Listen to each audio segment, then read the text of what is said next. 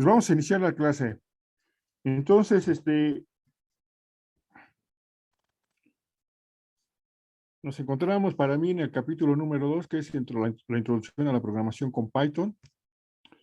Y los objetivos, no hay que perderlos de vista, que es que el alumno aprenda a usar las herramientas para la elaboración de un programa de computación, como son los algoritmos, diagramas de flujo, pseudocódigo. Y también que el alumno conozca los elementos básicos del lenguaje de programación Python. Conociendo eso, nosotros ya podemos hacer grandes, pero grandes programas. Obviamente, si vamos a utilizar el diagrama de flujo, necesitamos usar una simbología común para todo el grupo. La simbología que yo propongo es la siguiente. Entonces, tenemos nuestro bloque de inicio, también nos sirve para el final de mi programa, mis flechas que me indican por dónde va mi flujo, qué secuencias debe de seguir, este rombo que me representa mi entrada y salida, la conexión, porque luego tengo programas muy largos y se pierde dónde va o dónde sigue mi programa. Este símbolo que es el rectángulo es uno muy especial y muy utilizado. Es el bloque de proceso que me permite declarar y asignar variables, evaluación de una expresión, entre otras cosas. Mi símbolo de comentario, es súper importante que documenten su programa. Acuérdense bien que todo lo que hagan ustedes, un programa, una tarea, un reporte técnico, lo va a leer una tercera persona. Y quizá esa tercera persona no sea del área. Entonces, ¿cómo deben estar las cosas? Lo más completas y lo más simples posibles. Muy bien, tenemos otro símbolo para conexión. Hay veces que yo escribo por páginas y no sé en qué página voy, entonces utilizo ese símbolo.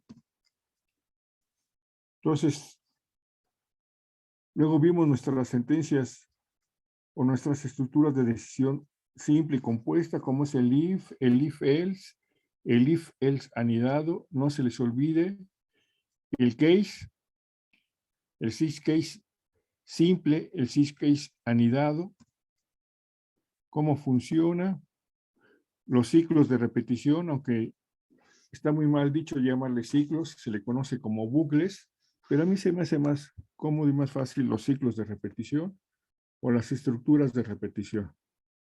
Tenemos el while, do while. Hicimos una comparación entre los while y do while. El ciclo for, que son ciclos que se utilizan muchísimo. También hemos estado utilizando nuestro símbolo de una función.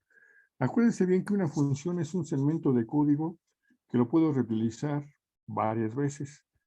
Entonces, a lo largo de nuestro curso, yo les he mencionado que nosotros podemos hacer un programa y que posteriormente lo podemos dividir en 5 pedazos, en 10 pedazos, en 1000 pedazos. Entre más pedazos o funciones yo tenga, es mucho mejor. ¿Por qué? Porque cada función va a contener, por ejemplo, al menos 2 o 3 líneas de código. Entonces, para nosotros es súper importante usar este símbolo de función y entender cómo funciona. Por el momento no hemos visto mi bloque de estructura, pero ¿qué vamos a ver el día de hoy? El día de hoy vamos a ver este símbolo que se le conoce como, o yo lo llamo como el símbolo de archivos. ¿Para qué me sirve un archivo? Me permite leer o escribir datos desde la memoria secundaria de la computadora. ¿A qué me refiero con la memoria secundaria de la computadora? Por ejemplo, al disco duro, a una cinta magnética, a una memoria USB, a un disco externo, etcétera, etcétera, etcétera. ¿Por qué es importante usar los archivos? Porque en ocasiones la gran cantidad de datos que vamos a procesar pueden ser millones o millones de datos. Y es imposible estar tecleando cada vez que yo corra mi programa, por ejemplo, 1.000.000 de datos. Entonces, ¿qué es lo que se hace? Se hace uso de lo que yo le llamo archivos. Muy bien. Entonces, empezamos. Para mí, sencillamente, ¿qué es un archivo? No es otra cosa más que un conjunto de datos homogéneos o heterogéneos, ordenados de manera secuencial y almacenados en la memoria secundaria, que puede ser disco duro, una memoria USB, un disco duro externo, una cinta magnética, etcétera, etcétera, de una computadora. ¿A qué me refiero, por ejemplo, con datos homogéneos? Que yo en mi archivo puedo tener puros números. O también yo puedo tener puros caracteres. Entonces, los números pueden ser enteros, float o reales. Y mis caracteres pueden ser carácter o cadenas. Entonces, esos son mis datos homogéneos. ¿Y a qué le llamo mis datos heterogéneos? A que yo puedo combinar o tener datos, por ejemplo, de tipo cadena con datos de tipo, por ejemplo, real. Un caso concreto son las calificaciones de un grupo. Entonces, yo tengo el nombre de mis alumnos, que es una cadena, y su calificación, que es un número real, ¿no? Entonces, puedo tener, por ejemplo, Alma, cuya calificación va a ser de 6.4, por ejemplo. Entonces, yo estoy combinando datos de diferente tipo, a eso se le llaman heterogéneos, ordenados de manera secuencial. Muy bien, continuamos. Para mí, un archivo se compone de un nombre y una extensión. Ejemplos de archivos, por ejemplo, yo puedo tener un archivo que se llame amor.doc, un archivo que se llame elena.jpg, otro archivo que se llame tere.eps. Muy bien. Los archivos están muy relacionados. Los archivos necesitan trabajar ¿con quién? Con arreglos, con estructuras, con apuntadores, con funciones, con ciclos, con estructuras de selección. Entonces, si ustedes se fijan, los archivos, vamos a necesitar el uso de todo lo que hemos visto, principalmente de funciones y ciclos. Muy bien. Yo lo que hago es una clasificación de archivos en función del byte encabezado. Hay algunos archivos que traen byte encabezado y hay otros archivos que no vienen byte encabezados.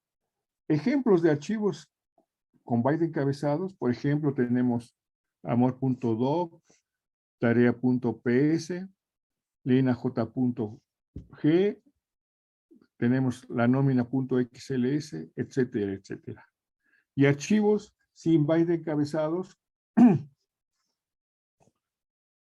tenemos tarea.txt, datos.raw, valores.dat.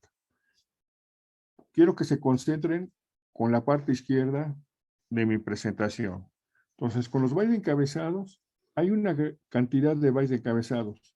Dependiendo del archivo, pueden ser 50, pueden ser 100, pueden ser 500 bytes encabezados. Después de que terminen los bytes encabezados, ¿qué empieza?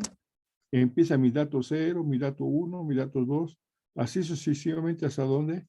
Hasta mi dato n. Pero además, se le agrega un carácter no imprimible que es EOF. Ese carácter EOF, ¿qué me dice? Que es el final del archivo. Entonces, son las iniciales del final del archivo en inglés. Entonces, ahora nos concentramos en el lado derecho de mi presentación. Entonces, como yo tengo un archivo sin bytes encabezados, mi primer dato luego empieza. Tengo mi segundo dato, mi dato 2, así sucesivamente. ¿Hasta dónde? Hasta mi dato n. Y posteriormente, ¿qué se le agrega? Un byte, perdón, sí, un bit de fin de archivo. Puede ser un bit o puede ser un byte. Vamos a dejar que sea un byte, pero que me representa el fin de archivo. Este byte o este carácter es un carácter no imprimible que me indica el final de mi archivo. Muy bien, continuamos. ¿Por qué en algunos casos es importante los bytes encabezados? Porque entre otras cosas, viene información como si el archivo que yo tengo viene comprimido o no viene comprimido. Y si viene comprimido, ¿qué tipo de compresión hago? Además, ese byte de encabezados me dice el tamaño de mi archivo. También me dice el número de renglones y el número de columnas de mi archivo. También me dice el tipo de letra, el tamaño de letra. Si usa palabras, perdón, si usa tablas. Por ejemplo, si mi archivo viene dividido en páginas o no viene. Entonces, toda esa información viene contenida en los bytes encabezados. Por eso es bien importante. Muy bien, continuamos. A nosotros nos interesan los archivos sin bytes encabezados. Y a su vez, lo que yo hago es una clasificación de mis archivos en bytes encabezados en modo texto y en modo binario. En modo binario, cuando más adelante, si nos da tiempo o Alan, si lo podemos hacer, si yo tecleo type amor.txt, voy a ver el contenido de mi archivo. Se dice que es un archivo legible. Por eso es importante el modo texto. ¿Qué pasa si yo le doy type amor.dat o type amor.raw a un archivo? ¿Y qué es lo que voy a ver? Voy a ver puros caracteres irreconocibles. ¿Quién sabe qué son? No entiendo el mensaje. ¿Sale? Entonces, a nosotros nos interesa trabajar con archivos sin bytes encabezados en modo de texto. Entonces, no se les olvide. Mi primer carácter es mi primer dato el que yo voy a procesar. Y siempre se le agrega un carácter de fin de archivo a todos los archivos, que sean binarios o en modo texto. Muy bien. Entonces, en la lámina anterior yo le presenté una cadena de caracteres, pero también puede ser números. En este caso, son números enteros. Son 5 números enteros, del 1 al 5, y como ven, siempre se les agrega el carácter de fin de archivo. Sale en modo de texto, si yo le doy take, por ejemplo, este archivo que se llama valores, yo veo mis datos. Mientras que si yo le doy tape a mi archivo llamado valores.dat, voy a ver puros caracteres extraños, irreconocibles para mí. Y también espero que para ustedes. Muy bien. ¿Cuál es la diferencia entre usar archivos en modo texto y en modo binario? Entonces, en el lado izquierdo de mi presentación, yo hice un archivo llamado valores.txt con 5 datos. Y esos 5 datos equivalen a 50 kilobytes de memoria. ¿Qué pasa si yo hago un archivo en modo binario? Igual, con los mismos 5 datos enteros, del 1 al 5. Me va a ocupar un espacio en memoria de 9 kilobytes. Como verá, la ventaja de usar un archivo en modo binario es el espacio en memoria que ocupa dicho archivo. Por eso es que mucha gente utiliza los archivos en modo binario. Nosotros, por el momento, no nos vamos a meter en problemas. Nos interesan los archivos sin bytes encabezados en modo texto, aunque ocupe mucho espacio. Muy bien, continuamos. Entonces yo puedo tener datos de manera horizontal, de manera vertical, en modo texto, en modo binario. En modo binario me van a ocupar menos espacio de memoria que en modo texto, pero bueno. Yo puedo tener datos que me representen una matriz en 2 dimensiones, en 3 dimensiones, en 4 dimensiones. ¿Sale? Y también téngalo presente que siempre se le agrega el carácter de final de archivo.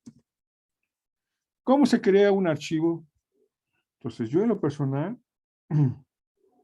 Para crear un archivo sin vaina de encabezados en modo texto, yo abro el WordPad, el blog de notas, el intérprete de Python, cualquier editor. Creo un archivo nuevo, tecleo los datos o el texto, por ejemplo, 1, 2, 3, 4, 5.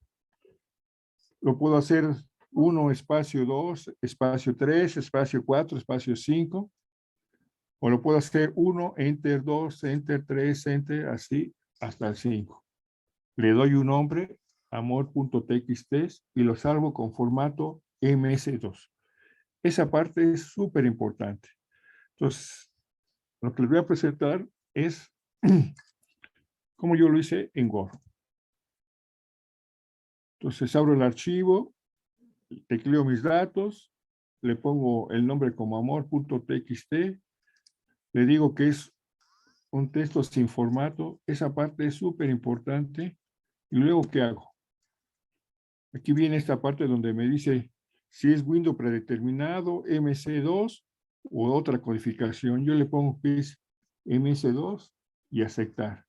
Entonces, en este caso, yo puse esa cadena de caracteres. Muy bien. ¿Cómo sé que estoy bien? Entonces, me voy a mi ventana de trabajo, a mi consola de trabajo. Lo primero que le voy a hacer es darle el comando CLS. Le doy Enter. ¿Para qué me sirve ese comando?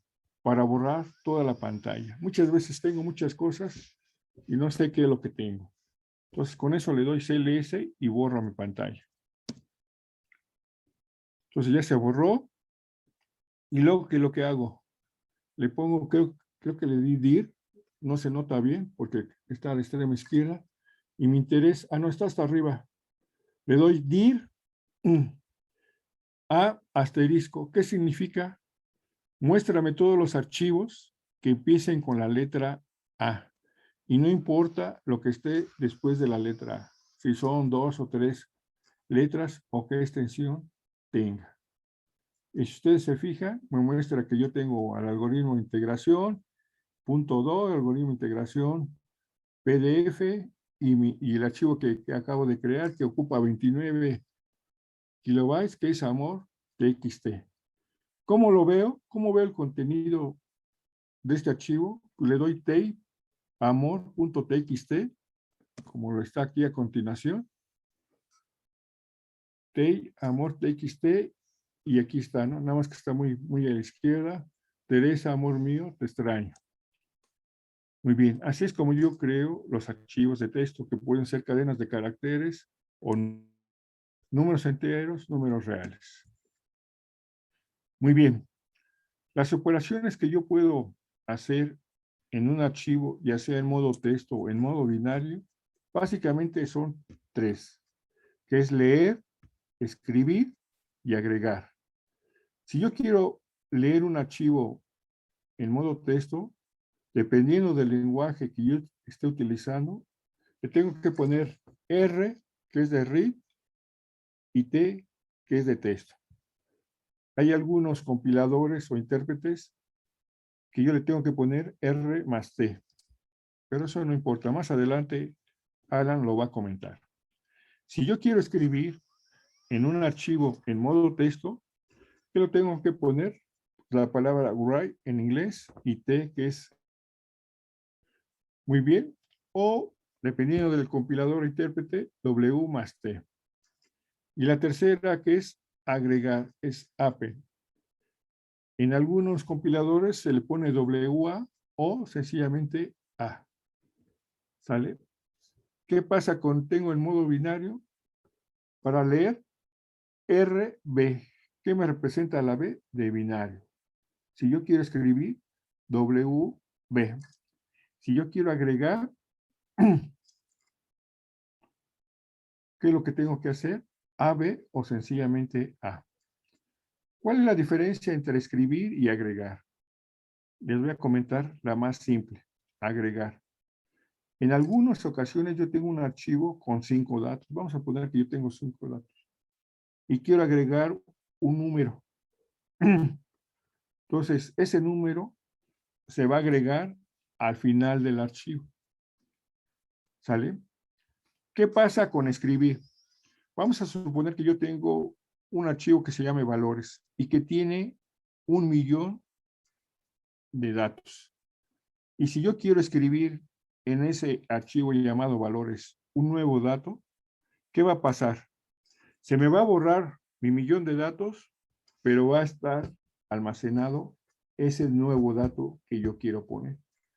Entonces, tengan cuidado al usar la instrucción de borrar. En algunas ocasiones, yo puedo borrar una gran cantidad de datos nada más por agregar un solo dato. Téngalo presente en su diseño de los programas. Continuamos. Para hacer una lectura de un archivo, ya sea en modo texto o en modo binario, yo trato de hacer 4 pasos. El primero de ellos es establecer el contacto o el flujo. El segundo es abrir el archivo de datos. El tercer paso es leer o vaciar el contenido del archivo. Y el cuarto dato, como ya acabé de leer, ¿qué tengo que hacer? Cerrar el contacto o cerrar el flujo de datos. Muy bien, vamos a empezar. Bueno, antes de continuar, ¿preguntas hasta aquí? ¿Puedo continuar?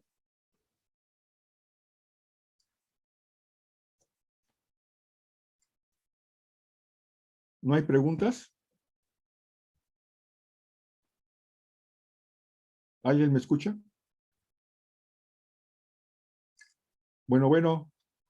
Alan, No, todo bien, profesor.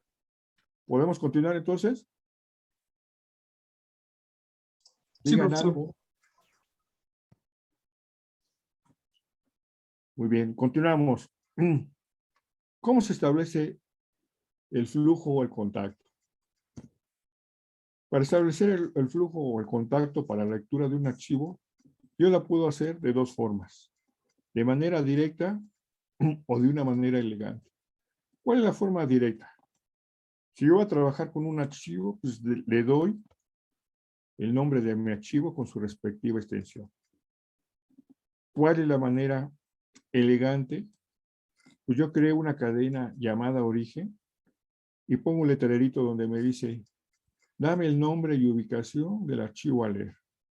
Lo capturo y toda esa información, que puede ser la que está acá abajo en rojo, yo la voy a tener almacenada en mi cadena, en mi variable de tipo cadena llamado origen. Muy bien. El segundo paso para la lectura de un archivo en modo texto es abrir el archivo. ¿Cómo se abre el archivo? Por ejemplo, con la palabra open. Entre comillas pongo vector.txt, coma, y entre comillas voy a poner la operación que yo voy a usar. En este caso, leer, por eso pongo la R, de un archivo en modo texto. ¿Sale? Entonces, ¿qué pasa si ahora yo quiero leer otro archivo que se llame, por ejemplo, amor.txt? Pues tengo que ir a mi código de programa, tengo que borrar el nombre de vector.txt y tengo que poner, por ejemplo, el nuevo archivo, amor.txt. Y eso es muy tedioso. Entonces, más adelante, mi compañero Ana les va a explicar que a un usuario lo único que se le da es el código ejecutable. Ustedes no pueden cambiar el código fuente. Entonces, esta forma, a mí en lo personal, casi no me gusta. Es más, nunca me ha gustado. Yo trabajo con la segunda forma, que más adelante la vamos a explicar. Muy bien, entonces, ya establecí mi contacto, ahora quiero leer o vaciar el contenido del archivo. Para poder hacerlo, yo lo que voy a hacer, uso de mi ciclo while con un arreglo de tipo entero, de tipo float, o puede ser un arreglo de tipo character o de tipo cadena. Entonces, en esta ocasión, yo les voy a explicar cómo se vacía, cómo se lee el archivo en modo texto de la manera siguiente. Entonces, a mí me dan un archivo llamado vector.txt. Bueno, aquí me faltó en el cual mi primer dato es el 5, el 4, el 3, el 2 y el 1. Muy bien, ahora quiero que se vayan a la parte izquierda de mi presentación. Esto no es Python, esto es una versión del lenguaje C. Entonces, téngalo presente. Entonces decimos, voy a inicializar mi contador con 0 y abro el archivo llamado vector.txt para leer con RT y saco mi primer dato. ¿Quién es mi primer dato? El 5. ¿En dónde lo voy a depositar? En mi variable llamada valor. Entonces, en la siguiente línea que está en rojo, ¿qué es lo que estoy haciendo? El contenido de valor, ¿a quién se lo voy a pasar? A mi arreglo llamado datos. ¿En qué posición? En la posición 0. Si ustedes se fijan en mi tablita, yo tengo en la posición 0 mi primer dato que va a estar almacenado en mi arreglo llamado datos. En la posición 0 va a tener el 5. Muy bien. ¿Qué sigue a continuación? Viene la pregunta importante. Valor, ¿eres diferente al final de archivo? Si me dice que sí, me emito al ciclo. Si me dice que no, doy por terminada la operación y continúo mi programa. Como en esta ocasión el 5 es diferente del final de archivo, sí les comenté, E o F, ¿qué hago? Incremento el contador en una unidad, mando imprimir valor. ¿Cuánto tiene valor? 5. Y abro nuevamente el archivo para sacar un nuevo dato. ¿Cuál es ese dato? 4.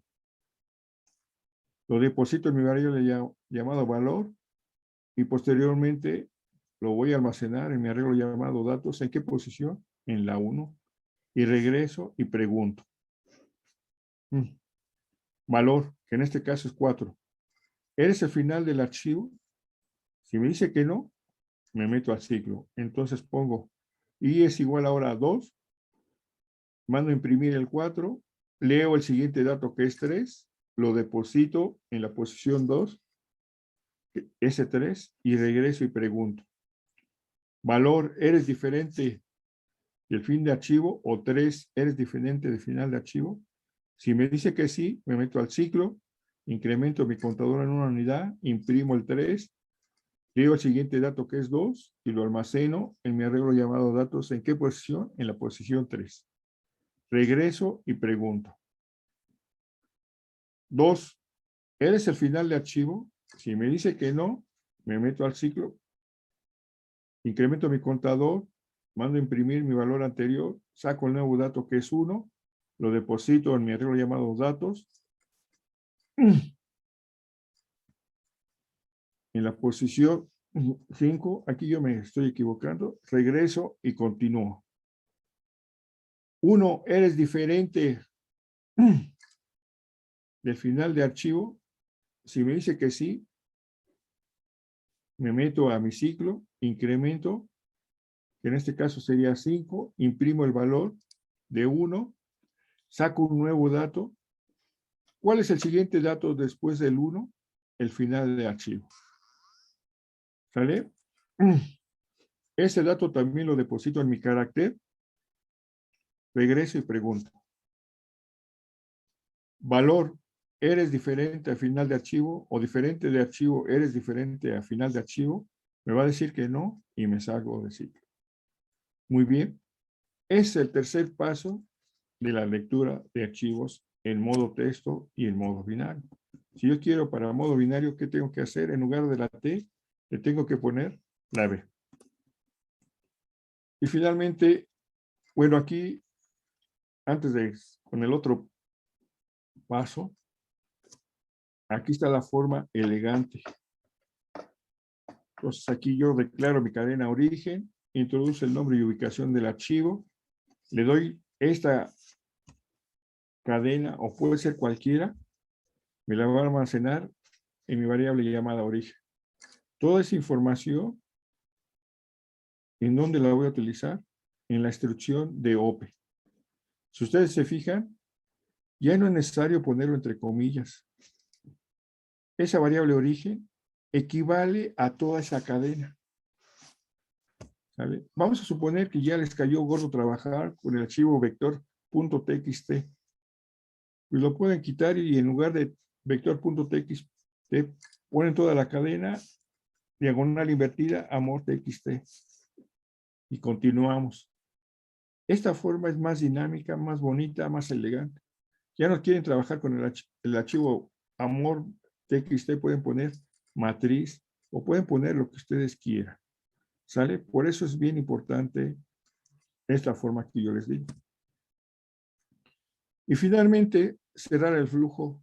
¿Cómo lo cierro? Con la palabra reservada close. ¿Y qué voy a cerrar? Mi cadena llamada origen. ¿Por qué? Porque mi cadena llamada origen apunta a mi archivo en toda esa ubicación. Muy bien, continuamos. Entonces, todo eso es la lectura de datos. ¿Cómo es la lectura y la escritura de datos? Lo cual lo vamos a presentar a continuación. Entonces, nuevamente, para la lectura o escritura de archivos, yo sigo 4 pasos. El primero de ellos es establecer el flujo. Yo lo puedo hacer de 2 formas. Dándole el nombre de mi archivo así directo o de una manera elegante, darle una cadena. Yo en lo personal prefiero darle la cadena. Es mucho más elegante, más dinámico y se ve mejor el programa. Entonces, para crear la forma elegante, hago una cadena de tipo string llamada destino, le pido el nombre y ubicación, la capturo con info y ya tengo el nombre del archivo con el que yo voy a trabajar. Para la escritura de mi archivo, el paso 2 es abrir el archivo, al igual que como lo hice en el modo de lectura. ¿Cómo se abre el archivo? Con Open. Y le doy, entre comillas, el nombre del archivo en el cual yo quiero depositar mis datos. Y entre comillas, yo le voy a decir que voy a escribir en modo texto. A mí en lo personal no me gusta esta forma. Entonces, aquí abajito en el tercer paso, yo estoy agregando la forma elegante con la manera de escribir mis datos. Entonces yo tengo en un arreglo llamado resultados, 5 datos, y lo voy a imprimir. ¿Y cómo lo imprimo? Usando el ciclo while. Desde 1 hasta dónde? Hasta n5. Saco un dato, lo imprimo y lo mando a guardar a mi archivo. Y así sucesivamente hasta el último elemento. Y finalmente, ¿cómo lo cierro? Con la palabra llamada close. Por ejemplo, si ustedes van a dar a trabajar con el archivo vector.txt, tienen que poner vector.txt. O si quieren trabajar de la manera elegante, como yo lo hago, nada más tienen que poner aquí, en lugar de la palabra vector, la palabra destino. Y con eso es más que suficiente. ¿Sale? Yo en lo personal les voy a pedir a mis alumnos que usen la forma elegante para usar o manejar archivos. Continuamos. Problema 1. Diseñe e implemente un programa que sume los n números reales almacenados en un archivo de texto con cualquier nombre y almacenado en cualquier lugar de las memorias secundarias. Entonces, como siempre lo hemos venido trabajando, mi programa es una caja negra en donde yo le tengo que dar ¿qué? El nombre y ubicación del archivo con el cual yo voy a trabajar. ¿Y qué me va a arrojar como resultado? La suma de todos esos números almacenados en mi archivo. Hago unos cálculos previos y empieza el diseño del programa. Entonces pongo inicio declaro algunas variables, n, que es el número de elementos, sig, para mi contador, valores, ¿para qué? Para almacenar mis datos en mi arreglo llamado valores. Como voy a hacer una suma, tengo que usar un acumulador, y como voy a hacer una suma, ¿cómo debe ser ese acumulador? Debe estar inicializado con 0. Y yo lo que les decía aquí, quiero usar la forma elegante, entonces tengo que declarar una variable llamada origen de tipo ¿qué? String. Siguiente paso, poner un letrerito, sumo los elementos de un archivo. Bueno, así yo le puse. Entonces, lo primero que yo tengo que hacer es una función que me permita pedir el nombre y ubicación del archivo. A esa función, ¿cómo le llamo yo? Ubicación del archivo. Si ustedes se fijan, no recibe ningún parámetro, pero sí me va a regresar una cadena con la ubicación y el nombre de mi archivo con el cual yo quiero trabajar. Muy bien. Una vez que ya tengo la ubicación y el nombre de mi archivo con el cual yo quiero trabajar, ¿qué tengo que hacer? Pues leer los archivos, leer los datos contenidos en el archivo.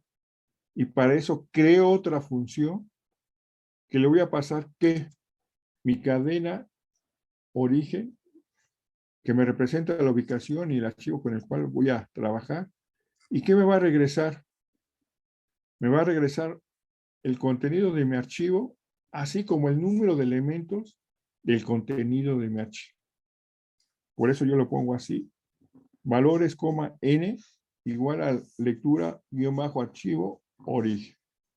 Entonces, ya nos estamos metiendo más de fondo con el tema de las funciones. Una vez que yo ya tengo mis datos en mi vector llamado valores, y ya sé cuántos elementos son, ¿qué hago? Pues lo sumo. ¿Y cómo lo sumo? Creando una función llamado media, que le voy a pasar ¿qué? Mi vector llamado valores y el número de elementos. ¿Y qué me va a regresar? La suma de mis elementos en mi variable llamada suma. Muy bien. ¿Y luego qué hago?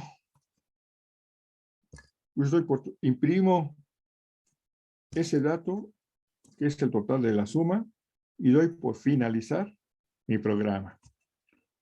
Bueno, aquí vienen las cosas importantes. El desarrollo de las funciones, o también se le conoce como los métodos. La primera función, llamada ubicación del archivo, si ustedes se fijan en mi lado derecho, están mis paréntesis que no le voy a pasar ningún parámetro. Pero aquí viene todo lo que yo les decía, una cadena llamada ubicación, imprime el nombre del archivo, lo capturo y lo deposito en esa variable llamada ubicación. ¿Y qué me va a regresar? Me va a regresar el contenido de mi cadena llamada ubicación, que posteriormente, ¿a quién se lo voy a pasar? A la variable origen de tipo cadena. ¿Ubicación de qué tipo es? Cadena. ¿Origen de qué tipo es? Cadena. Deben de empatar mis dos variables. En caso de que no empate, vamos a tener problemas. Continuamos. La segunda función, que es lectura de archivo. Mi segunda función o método se llama lectura de archivo, que le voy a pasar como único parámetro que una cadena llamada origen, que en mi función la va a recibir y se va a llamar ubica.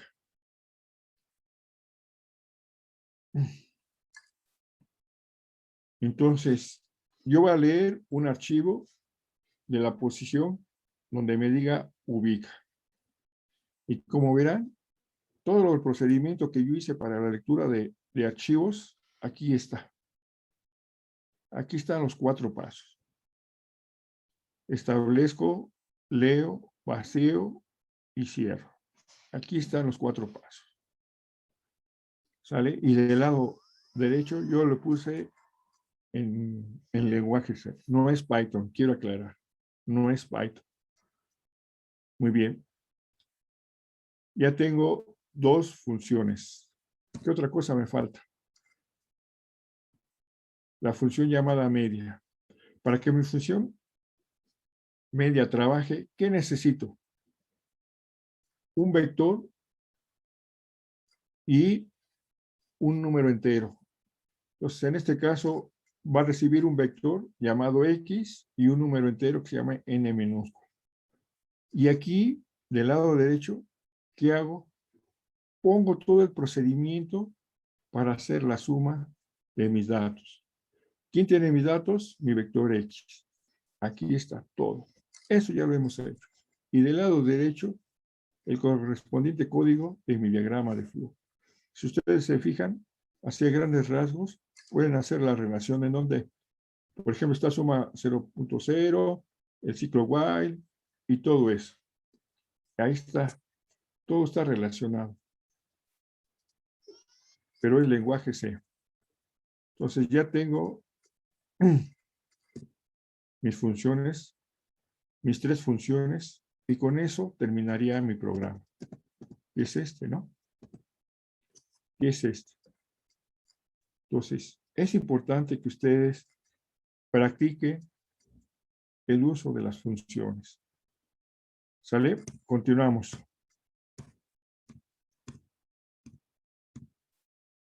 Problema 2. Diseñe e implemente un programa que calcule la desviación estándar. Los datos están almacenados en un archivo de texto con cualquier nombre y en cualquier lugar de la memoria secundaria. Entonces, nuevamente, ¿qué necesito? El nombre y la ubicación del archivo. ¿Y qué me va a arrojar? La desviación estándar. Cálculos previos. Diseño del programa. Pongo inicio. Declaro ciertas variables. Por ejemplo, es bien importante, los datos que yo voy a leer, ¿en dónde los voy a depositar? Los voy a depositar en un arreglo llamado valores de qué tipo real. Muy bien. Voy a utilizar la forma elegante, pues por eso declaro mi variable origen de tipo string. Y así sucesivamente. Por eso es bien importante que ustedes hagan y escriban su código, su diagrama de flujo en papel. No lo dejen nada en la mente, en su cerebro, porque luego es muy traicionero. Cálculo de la desviación estándar. ¿Qué tengo que hacer? Primero, hacer una función llamada ubicación del archivo. ¿Y qué me va a regresar? La ubicación y el nombre de mi archivo. Luego, ¿qué tengo que hacer? La lectura de mi archivo. ¿Qué me va a regresar? Mis datos, que los voy a almacenar en mi llamado vector y el número de elementos. Para calcular la desviación estándar, ¿qué tengo que hacer? Pues primero calcular la media aritmética, por eso propongo otra función que se llame promedio.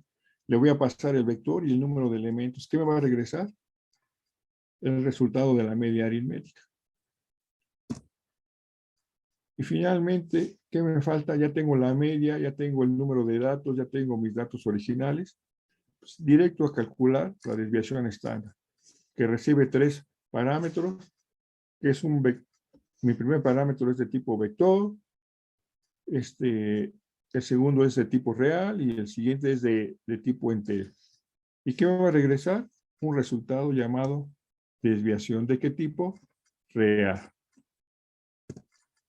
Lo imprimo y doy por terminado mi programa. Bueno, en otra parte, pues voy desarrollando las funciones. Aquí tengo la función llamada ubicación del archivo. ¿Qué es lo que tengo que hacer? Y lo siguiente, escribir lo siguiente. ¿Qué me va a regresar? La ubicación y el nombre de mi archivo. Otra función es lectura del archivo, que es la misma que utilizamos para mi primer programa. Como ya la tengo, ya no la necesito reescribir. Ahí está, la vuelvo a usar.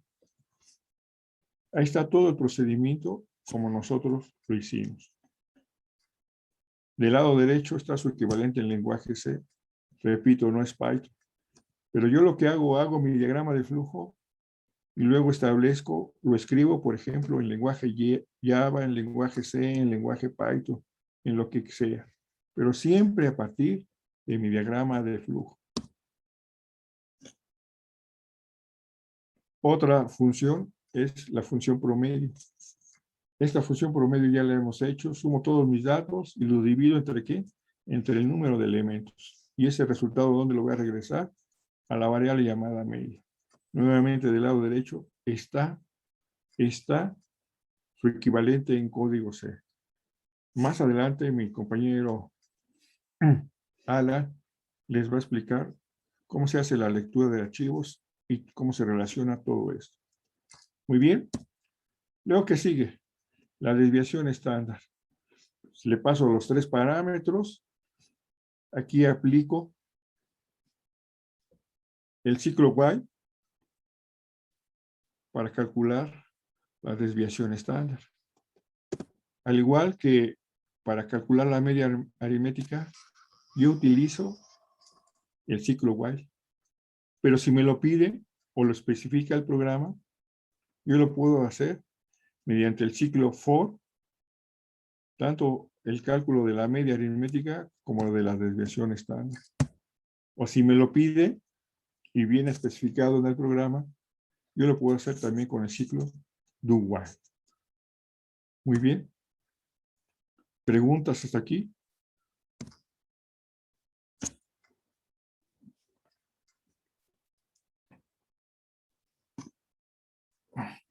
Si no, preguntas, muchachos.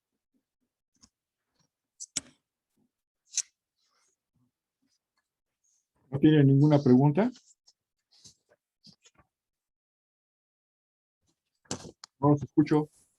Yo tengo una profe. Sí, dime. Soy Kevin y Sí. es una duda acerca de que nos dejó hacer a cada persona una función, es decir, ya hacerla para el programa de los menús. Una función, yo les dejé eso. Ajá, sí, bueno, en mi caso fue la del método trapezoidal. Y ahí es donde me surgieron las dudas, porque, o sea, estaba investigando y en principio el método no es difícil.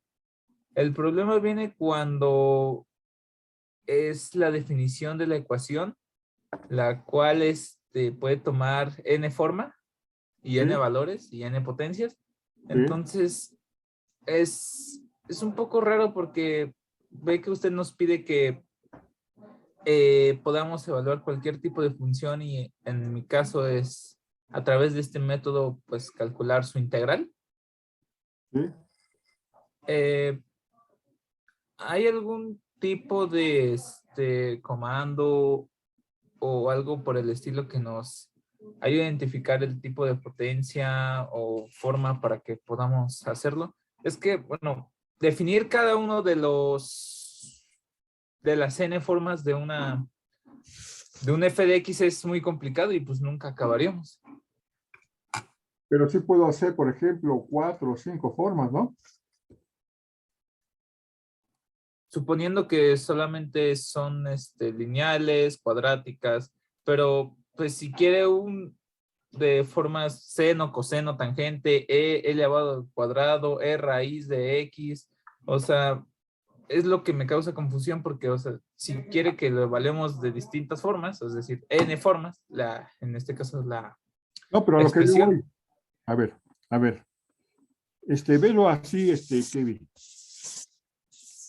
Por ejemplo, yo te voy a pedir que construyas un auto eléctrico.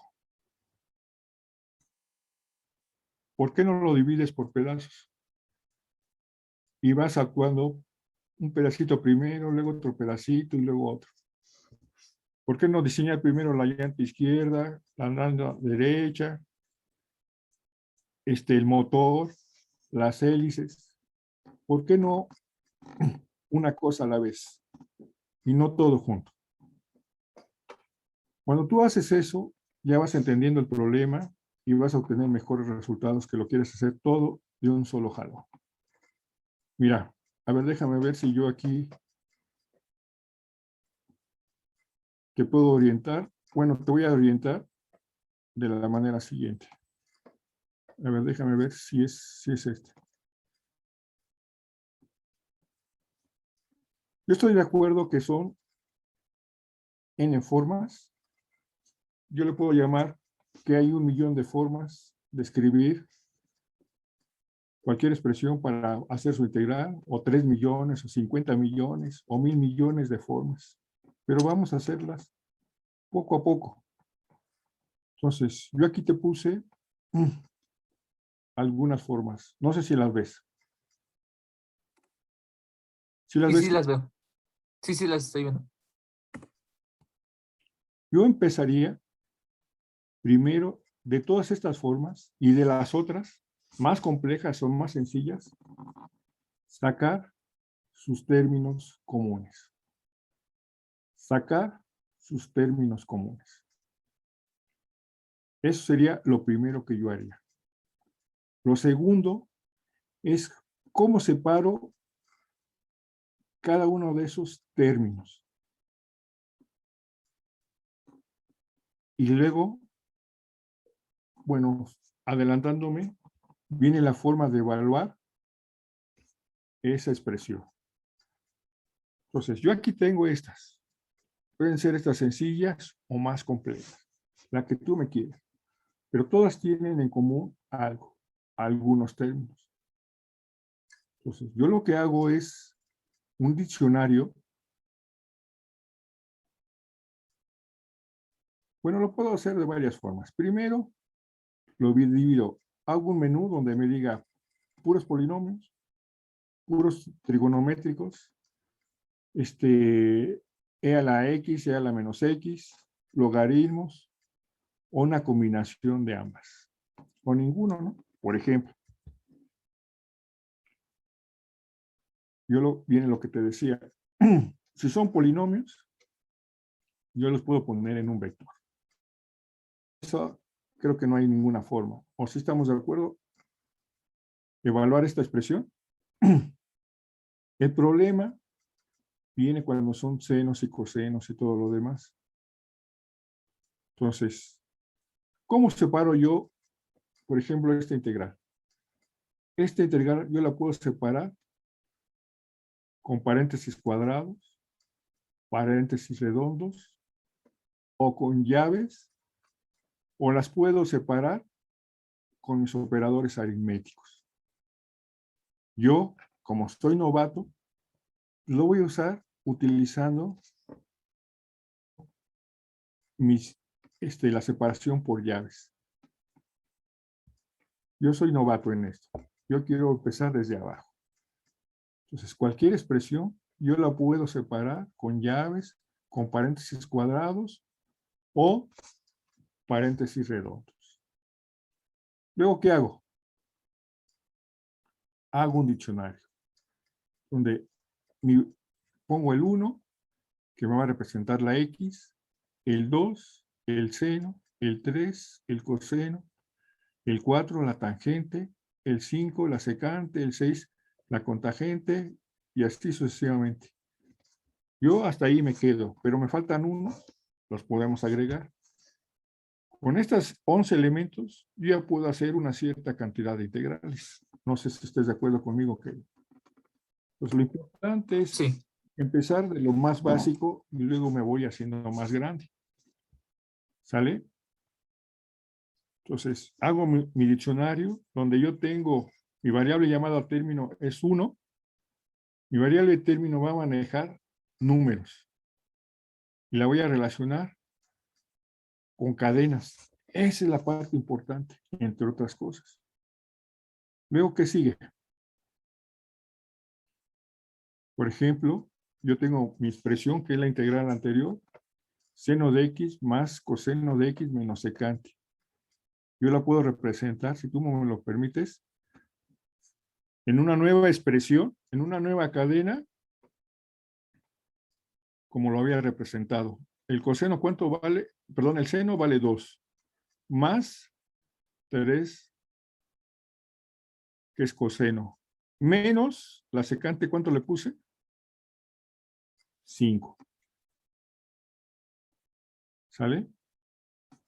¿Lo puedo dejar así o me están metiendo ruido mis operadores?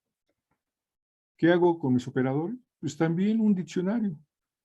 La letra A más el B menos el C hasta la multiplicación, el D, la diagonal, el E, la potencia. Y creo una nueva expresión como 2A, 3B y 5. Si tú te fijas, estos son caracteres, perdón. O lo puedo poner así, expresión 0,5, término es igual a 2, más término es igual a 3, menos término igual a 5. O le agrego los operadores. Término 2, operación A, término 3, operación B, que la resta aquí al término 5. Ya te fijaste cómo voy separando por llaves. Pueden ser paréntesis cuadrados o paréntesis redondos.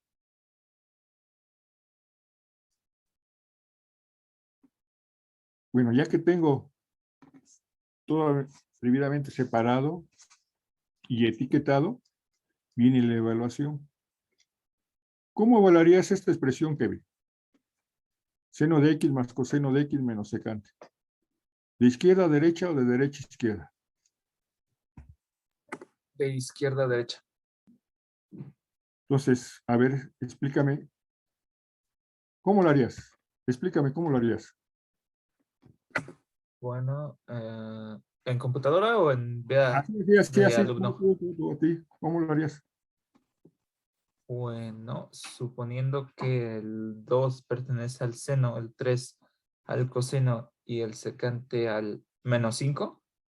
O sea, lo que tú me estás diciendo que estás sumando seno de X más coseno de X, Y ¿sí? restándole la Lo secante. que O sea, salga, los valores evaluados en esos términos. Y lo que salga del seno más el coseno, tengo que restarle lo que es la secante.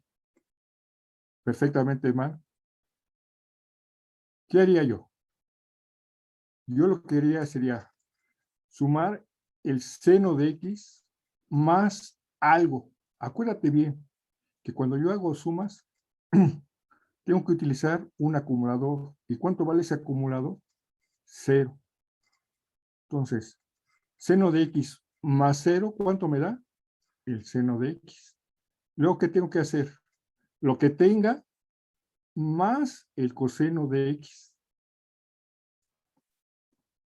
Y luego lo que tenga, el resultado de lo anterior, menos secante.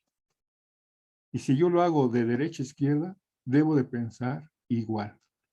Voy a sumar la secante con algo que en este caso va a valer 0. Luego se lo voy a restar al coseno y que va a arrojar un nuevo valor. Y todo eso más el seno. ¿Sale? Entonces, teniendo todo eso en mente, yo lo aplico aquí. Si yo evalúo de izquierda a derecha, esa es mi expresión. Entonces, el término 2, ¿qué dijimos? ¿Qué era? Kevin, es el coseno, ¿no? El 1 dijimos que era las X. Aquí está mi variable término, las X. Como X no la voy a utilizar, me voy al caso de los senos. ¿Y qué operación voy a usar con el seno? Suma, resta, multiplicación o división. Lo primero que voy a hacer es hacer uso de mi suma. Entonces, si tú te fijas, seno de X más algo. ¿Y en dónde lo voy a depositar? En ese algo que yo le llamo resultado. Luego, ¿qué sigue? Según esto, sumarle el siguiente término. ¿Y qué vale el siguiente término? Es el coseno. ¿Y cuánto vale el coseno? Es el 3, ¿no? Entonces voy a hacer una suma que voy a sumar lo que tenía más el coseno. ¿Y en dónde lo voy a depositar? En resultado. Ya hice 2. ¿Qué me falta? Según mi cadena. Restarle, que es B, el término 5. ¿Quién es el término 5? La secante. ¿A quién se lo voy a restar, Kevin? A lo que tenía más la secante. ¿Y en dónde lo voy a depositar? En resultado. ¿Y qué voy a imprimir? El resultado. ¿Estamos de acuerdo o no estamos de acuerdo? Esta es una propuesta que yo traigo. Entonces, Sí, ok. Ok. hay algunas ocasiones que, por ejemplo, en los operadores, no quieres usar la A, la B, la C, la D. Ah, bueno, pues tú haz tu diccionario con el valor 500, 501. Bueno, yo sí le puse, ¿no? Pero puede ser el 1000, el 10,000, 503, 504. Y ya manejas puros números. Y es lo que yo estoy poniendo aquí. Si tú te fijas, ahora ya son puros números. Y antes que tenía números y letras. Y antes que tenía puras letras. ¿Sale? Y aquí está lo mismo. Y aquí está lo mismo.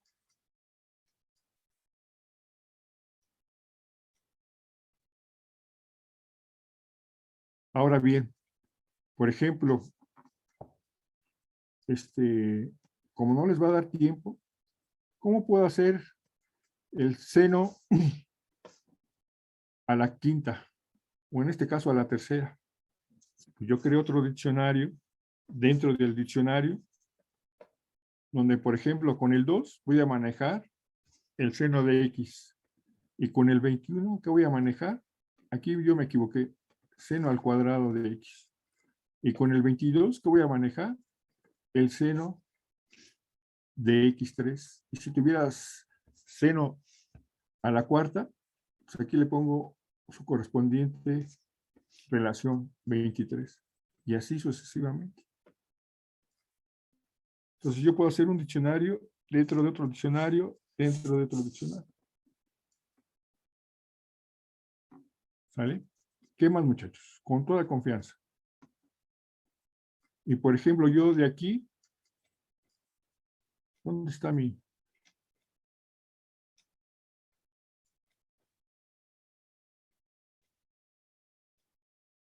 Este es mi diccionario original.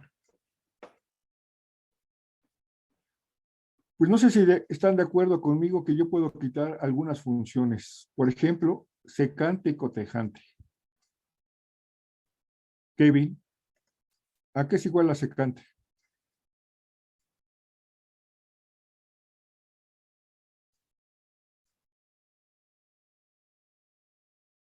¿Alguien me escucha?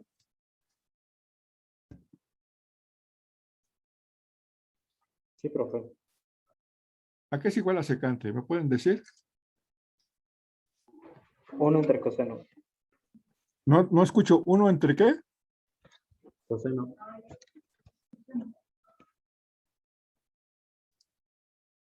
¿Y la cotangente? Coseno sobre seno. O 1 entre tangente.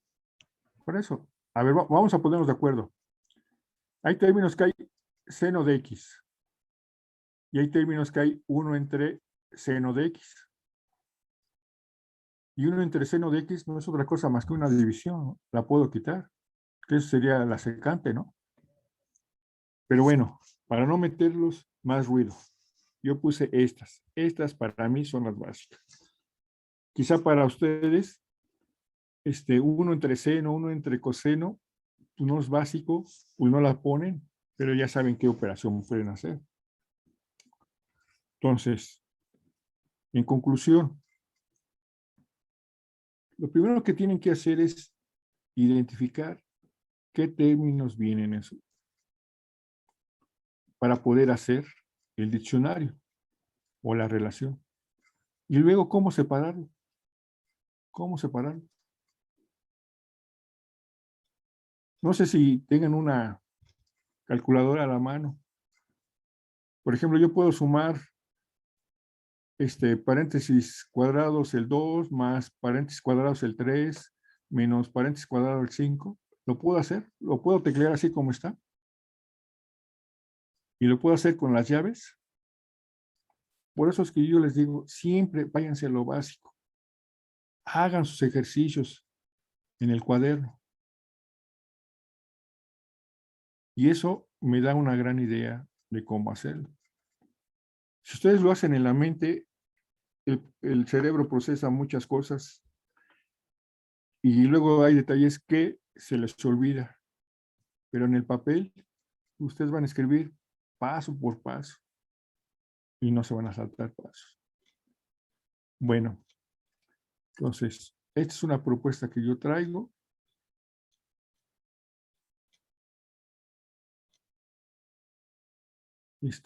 Si yo me lo quiero agregar más funciones, pues puedo hacer un diccionario de un diccionario de un diccionario.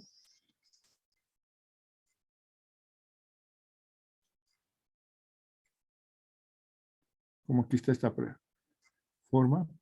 Aunque yo también estaba pensando que a lo mejor conviene hacer recursividad, pero mejor ya no les meto más problemas. Bueno, pues esa es mi propuesta. No sé si con eso ya te resolví tu duda, Kevin. Con toda confianza dime.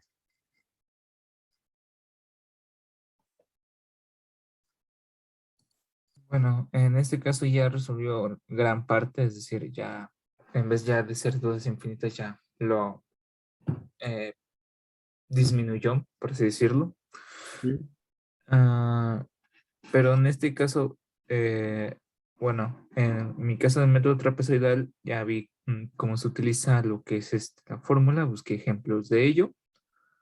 Am, en este caso, la función, el usuario nos la tiene que dar, Sí, la tiene que... o, ok, y como el método trapezoidal es una integral, evalúan intervalos, ¿cierto? Así es. Entonces, esos intervalos también el usuario nos los tiene que dar, Sí. ¿ok? ¿Cómo se calculan los intervalos? Estaba viendo que si hacías la integral, en este caso del 0 al 2, puedes calcular dos intervalos, que es del 0 al 1 y del 1 al 2. ¿No? Bueno, ¿no? Si yo quiero 10 intervalos, ¿cómo? De 0 a 2, yo puedo tener 10 intervalos, ¿o no? Ah, claro, porque es mientras más pequeños sean, ¿no? Así O es, algo así había visto. así es,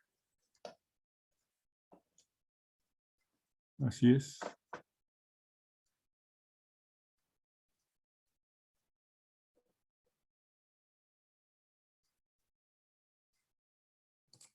Entonces, pues nada más hasta ahí me quedé porque, bueno, había visto un video donde decía 1 a la E, evaluado, 1E, que es, por ejemplo, 10, y según lo que había visto eran cuántas veces te va a cortar ese intervalo y te daba un valor súper pequeño.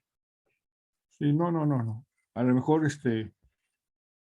el video que vistes no es no es el adecuado.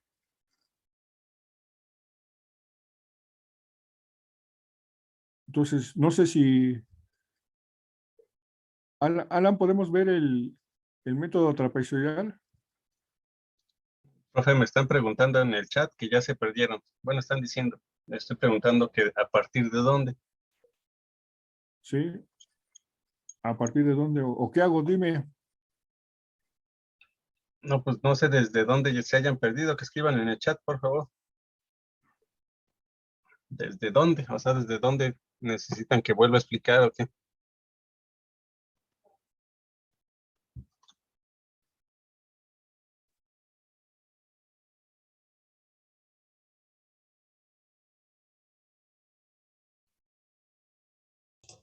Bueno, yo siento que estamos, bueno, pero algo perdidos. Bueno, en mi caso siento que estoy muy perdido porque creo que no hemos realizado tantos ejemplos de este tipo, porque casi siempre los ejemplos que vemos son como imprimir listas o cosas así. Y ahora que tenemos como un ejercicio mucho más complejo, siento que no estamos como muy a la par, por así decirlo. O bueno, esa es mi opinión. No sé qué opinan los demás.